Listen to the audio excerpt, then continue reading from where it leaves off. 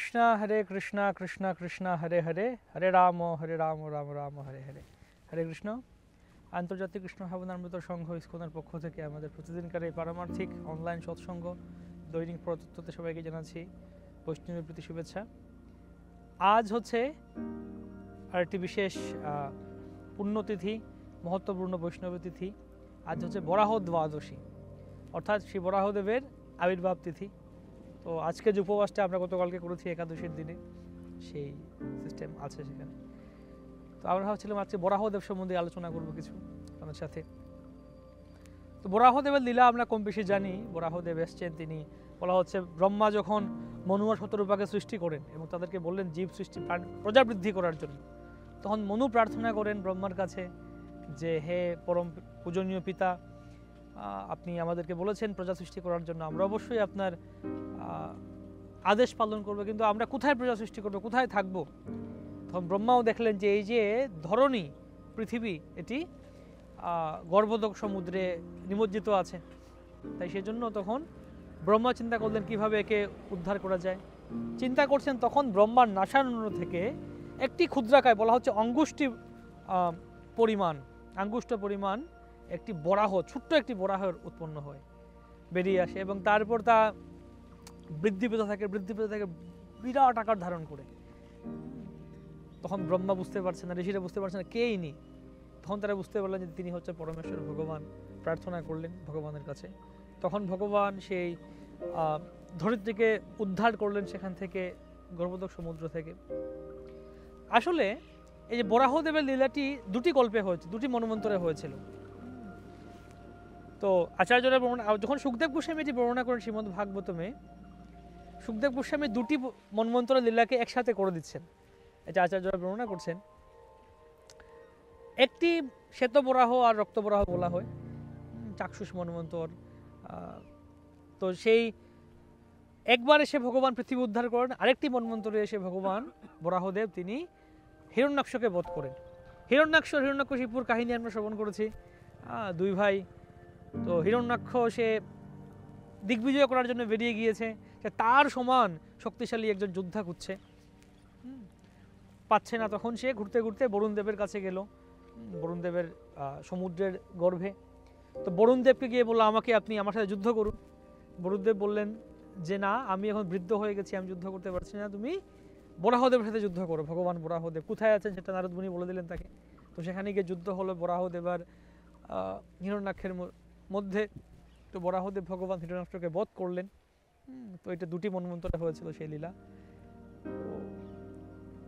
আমরা আরেকটি বিষয়, বিশেষ গুরুত্বপূর্ণ বিষয় আলোচনা করতে চাইছিলাম আজকে বরাহদেব সম্বন্ধে। যখন বরাহদেব আসেন, বলা হয় বরাহদেব ধরিত্রীকে উদ্ধার করেন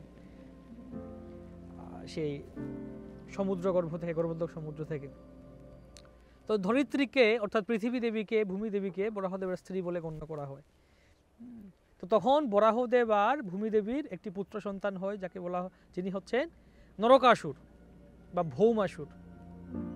তো তার সম্বন্ধে কাহিনী শ্রীমদ্ ভাগবতে বর্ণনা করা হয়েছে। তার কাহিনী দশম স্কন্ধে শ্রীল প্রভুপাদ লীলা পুরুষোত্তম শ্রীকৃষ্ণ গ্রন্থে বর্ণনা করছেন। তার সম্বন্ধে আচার্যরা বর্ণনা করছেন যে সেই ভূমি দেবী আর বরাহদেবের পুত্র ভৌমাসুর বা নরকাসুর, সে আসলে খুব ভালো ছিল, ভক্তও ছিল খুব।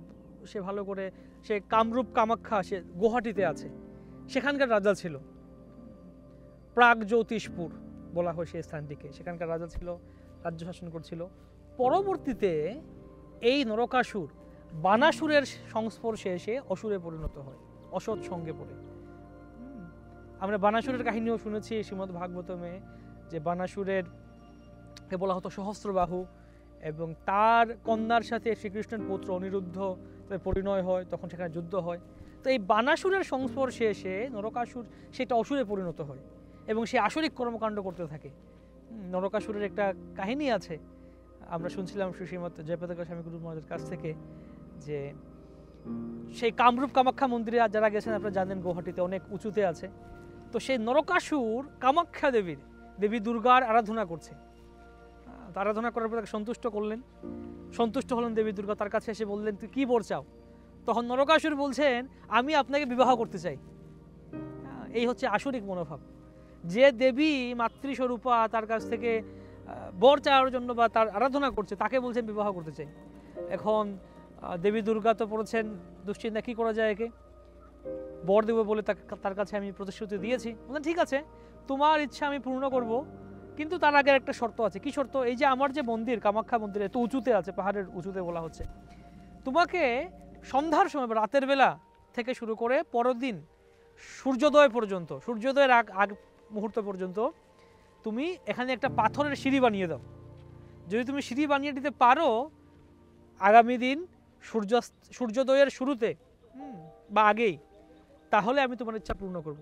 তো নরকাসুর হলো ঠিক আছে, সে তো অসুরদের রাতের বেলা শক্তি বাড়ে, সে শুরু করলো কাজ করা, অনেক শক্তি নিয়ে করছে, অনেক উদ্যম নিয়ে করছে করছে করছে করছে তো যাই হোক শেষ পর্যন্ত শেষ করতে পারলো না। 100 ফিট দূরে ছিল। তো দেবী দুর্গা তার কাছে এলেন এবং তার কাছে বললেন তুমি অনেক উদ্যম নিয়ে সেবা করেছো, পরিশ্রম করেছো, অত্যন্ত খুশি হয়েছি আমি। তবে যেহেতু তুমি তোমাকে দেয়া এই কার্যের সমাধান করতে পারোনি, তাই তোমার ইচ্ছা আমি পূর্ণ করতে পারছি না। যাই হোক এই সিঁড়ির জন্য তোমাকে ধন্যবাদ, তুমি সিঁড়িটা বানিয়ে দিয়েছো, তোমাকে ধন্যবাদ জানাচ্ছি। তো এই হচ্ছে আসরিক মনোভাবাপন্ন ব্যক্তিদেরকে কীভাবে তাদেরকে সেবায় লাগালেন দেবী দুর্গাও। তো এই যে নরকাসুর সে অসুর হয়ে যায়, সে 16,100 রাজকুমারীকে বন্দি করে নিয়েছিল। সব তাদেরকে বিভিন্ন রাজ্য থেকে অপহরণ করে বন্দি করে রেখেছিল। তো এবং সে এত উৎপাত সৃষ্টি করেছিল ওই জগতে, স্বর্গলোক থেকে দেবতাদের মাতা অদিতির কর্ণকুণ্ডল ছিনিয়ে নিয়ে এসেছিল, সে বরুণ দেবের ছত্র সিংহাসন নিয়ে এসেছিল। তখন ইন্দ্র গিয়ে দ্বারকায় কৃষ্ণের কাছে এই সম্বন্ধে অভিযোগ জানান তার সম্বন্ধে। তখন কৃষ্ণ করলেন কি, কৃষ্ণ সত্যভামাকে নিয়ে এলেন সাথে করে, ঠিক আছে আমরা যাচ্ছি। তো সত্যভামা তার একটা বলা হয় তার একটি ক্ষত্রিয় স্পিরিট আছে, তিনি যেতে চাইছেন, দেখতে চাইছেন। এবং এটা একটা কথা। আরেকটা হচ্ছে ভগবান যখন একটা লীলা করেন অনেকগুলো কারণ থাকে সেখানে এর পিছনে। তো তিনি তাকে নিয়ে এলেন। আসলে সত্যভামার বিভূতি হচ্ছেন ভূমিদেবী, আর এই যেহেতু নরকাসুর হচ্ছেন ভূমিদেবীর পুত্র, তাই ভগবান এবং ভগবানের পুত্র, তো ভগবান ভূমিদেবীকে প্রতিশ্রুতি দিয়েছিলেন যে ভূমিদেবীর ইচ্ছা ছাড়া বা তার আদেশ ছাড়া তিনি একে হত্যা করবেন না।